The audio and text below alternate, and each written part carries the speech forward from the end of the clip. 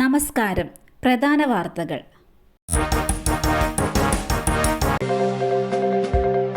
റാന്നി താലൂക്ക് ആശുപത്രിയിൽ രോഗിയുടെ മാതാവിന്റെ കുളിമുറി ദൃശ്യങ്ങൾ പകർത്താൻ ശ്രമം. കൊൽക്കത്ത സ്വദേശി അറസ്റ്റിൽ. താലൂക്ക് ആശുപത്രിയിൽ രോഗിയുടെ മാതാവ് കുളിക്കുന്ന ദൃശ്യങ്ങൾ മൊബൈൽ ഫോൺ ക്യാമറയിൽ പകർത്താൻ ശ്രമിച്ച കൊൽക്കത്ത സ്വദേശിയെ പോലീസ് അറസ്റ്റ് ചെയ്തു.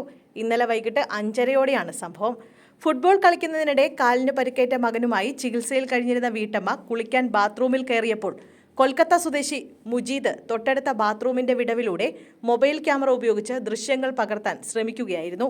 ബൈക്ക് അപകടത്തിൽ പരിക്കേറ്റ് ചികിത്സയിലുള്ള മകന് കൂട്ടിരിക്കാനെത്തിയതാണ് മുജീദ്. ഇയാൾ ക്യാമറയിൽ ദൃശ്യങ്ങൾ പകർത്തുന്നത് ശ്രദ്ധയിൽപ്പെട്ട യുവതി ബഹളം വയ്ക്കുകയും മറ്റുള്ള രോഗികളുടെ കൂട്ടിരിപ്പുകാരും സെക്യൂരിറ്റി ജീവനക്കാരും ചേർന്ന് പിടികൂടി പോലീസിന് കൈമാറുകയുമായിരുന്നു. മേയർക്കെതിരെയുള്ള പരാതിയിൽ ഇന്നു മുതൽ മൊഴിയെടുപ്പ് നടക്കും.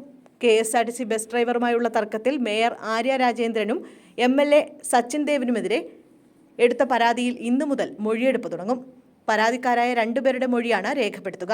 KSRTC ഡ്രൈവർ യദു മേയർക്കെതിരെ കേസെടുക്കണമെന്നാവശ്യപ്പെട്ട് കോടതിയിൽ പൊതു താൽപര്യ ഹർജി നൽകിയ എറണാകുളം സ്വദേശിയായ അഭിഭാഷകന്റെ മൊഴി എന്നിവയാണ് രേഖപ്പെടുത്തുക.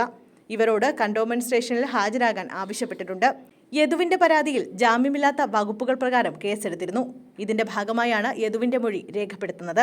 അഭിഭാഷകന്റെ ഹർജിയിൽ കോടതി നിർദ്ദേശപ്രകാരം ആര്യ രാജേന്ദ്രനും സച്ചിൻ ദേവിനുമെതിരെ പോലീസ് ജാമ്യം ലഭിക്കുന്ന വകുപ്പ് പ്രകാരം ആദ്യം കേസെടുത്തിരുന്നു. അതിലെ അന്വേഷണത്തിന്റെ ഭാഗമായാണ് അഭിഭാഷകന്റെ മൊഴി രേഖപ്പെടുത്തുന്നത്. അതിനുശേഷമാവും മേയറുടെയും MLAയുടെയും മൊഴിയെടുക്കുക എന്നതാണ് വിവരം. മദ്യലഹരിയിലുള്ള യുവാവ് യുവതിയെ ആക്രമിച്ച സംഭവത്തിൽ പോലീസിന് വീഴ്ച പറ്റിയെന്ന് വിലയിരുത്തൽ. തിരുവല്ലയിൽ മദ്യപൻ യുവതിയെ പരസ്യമായി ആക്രമിച്ച സംഭവത്തിൽ പോലീസിന് വീഴ്ച പറ്റിയതായി വിലയിരുത്തൽ. സ്റ്റേഷൻ വളപ്പിൽ ഏറെ നേരം ബഹളം വയ്ക്കുകയും പോലീസുകാരെ വെല്ലുവിളിക്കുകയും ചെയ്ത ശേഷമാണ് പ്രതി ജോജോ പുറത്തിറങ്ങി യുവതിയെയും ആക്രമിച്ചത്. ഈ സമയത്ത് ജോജോയെ കസ്റ്റഡിയിലെടുത്തിരുന്നെങ്കിൽ യുവതി ആക്രമിക്കപ്പെടുന്ന അവസ്ഥയുണ്ടാകുമായിരുന്നില്ല എന്നാണ് വിലയിരുത്തൽ. പോലീസിൽ ഉന്നത ഉദ്യോഗസ്ഥരും സംഭവത്തെ ഈ രീതിയിൽ തന്നെ സമീപിക്കുന്നതായാണ് സൂചന. വീഴ്ച വരുത്തിയ പോലീസുകാർക്കെതിരെ നടപടി വന്നേക്കുമെന്നും സൂചനയുണ്ട്. ഇന്നലെ വൈകിട്ടോടെയാണ് സംഭവം നടന്നത്.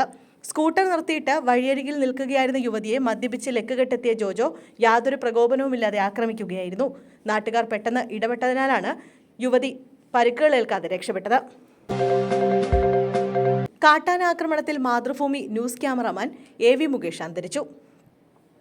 പാലക്കാട് കാട്ടാന ആക്രമണത്തെ തുടർന്ന് Mathrubhumi news cameraman AV Mukesh അന്തരിച്ചു. പാലക്കാട് കൊട്ടേക്കാട് കാട്ടാനയുടെ ആക്രമണത്തിലാണ് മരണം സംഭവിച്ചത്. 34 വയസ്സായിരുന്നു. കാട്ടാനക്കൂട്ടം പുഴ മുറിച്ചു കടക്കുന്നതിന്റെ ദൃശ്യം പകർത്തുന്നതിനിടെയാണ് ആനയുടെ ആക്രമണം ഉണ്ടായത്. ഉടൻ തന്നെ പാലക്കാട് ജില്ലാ ആശുപത്രിയിൽ എത്തിച്ചെങ്കിലും രക്ഷിക്കാനായില്ല.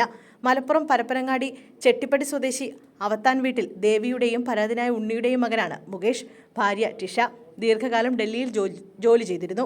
1 വർഷമായി പാലക്കാട് ബ്യൂറോയിലാണ്. ഡൽഹിയിൽ ജോലി ചെയ്തിരുന്ന കാലത്ത് അതിജീവനം എന്ന പേരിൽ 100-ലധികം ലേഖനങ്ങൾ പ്രസിദ്ധീകരിച്ചിട്ടുണ്ട്. മൈലപ്ര സഹകരണ ബാങ്ക് തട്ടിപ്പിൽ മുൻ പ്രസിഡന്റിന്റെയും സെക്രട്ടറിയുടെയും സ്വത്തുക്കൾ ജപ്തി ചെയ്തു. മൈലപ്ര സർവീസ് സഹകരണ ബാങ്ക് തട്ടിപ്പ് കേസിൽ നടപടിയുമായി സഹകരണ വകുപ്പ്. മുൻ പ്രസിഡന്റിന്റെയും മുൻ സെക്രട്ടറിയുടെയും വസ്തുവകകൾ ജപ്തി ചെയ്തു. മുൻ പ്രസിഡന്റ് ജെറി ഈശോ ഉമ്മൻ, മുൻ സെക്രട്ടറി ജോഷുവ മാത്യു എന്നിവരുടെ സ്വത്തുക്കളാണ് ജപ്തി ചെയ്തത്. 1.8 കോടിയുടെ സ്വത്തുക്കളാണ് ജപ്തി ചെയ്തത്. ബാങ്കിൽ ഈടുവച്ച വസ്തുക്കൾ ഇവർ കൈമാറ്റം ചെയ്യാൻ ശ്രമിക്കുന്നുവെന്ന വിവരത്തെ തുടർന്നാണ് ജപ്തി നടപടിയെന്ന് സഹകരണ വകുപ്പ് വ്യക്തമാക്കി.